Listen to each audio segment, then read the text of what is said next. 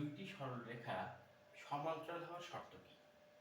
বলেছে এই দুইটি সরলরেখার মধ্যে এই যে এখানে কে আছে, এই কে এর মান কত হলে দুইটা সরলরেখা সমান্তরাল হবে? দুইটা সরলরেখা সমান্তরাল হওয়ার শর্ত হচ্ছে x এর সাথে সহগ আছে কত 5, এখানে x এর সহগ আছে 2, সমান সমান এখানে y এর সহগ আছে 4, এখানে y এর সহগ আছে k। এই ভ্যালু আর এই ভ্যালু যদি সমান হয় তাহলে ওই দুইটা সরলরেখা কি হয়? সমান্তরাল। এখন দেখি তাহলে এটা যদি সমান করতে যাই তাহলে কি হয়? আমাকে এর ভ্যালু বের করতে হবে। দেখেন এখানে কে চলে আসছে, কে এদিকে দিই, 5 এদিকে দিই, 2 এদিকে দিই। অতএব কে এদিকে দিলে 5k সমান সমান এটা এদিকে দিলে 8 লেখা যায়, অতএব k ইকুয়াল টু 8/5। হ্যাঁ,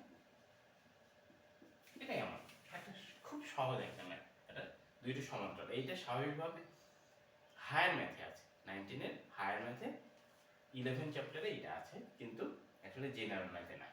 এই জন্য দুইটা রেখার সমান্তরালের সূত্র এটা খুব ইজিলি এইভাবে আমরা করতে পারবো। ঠিক আছে।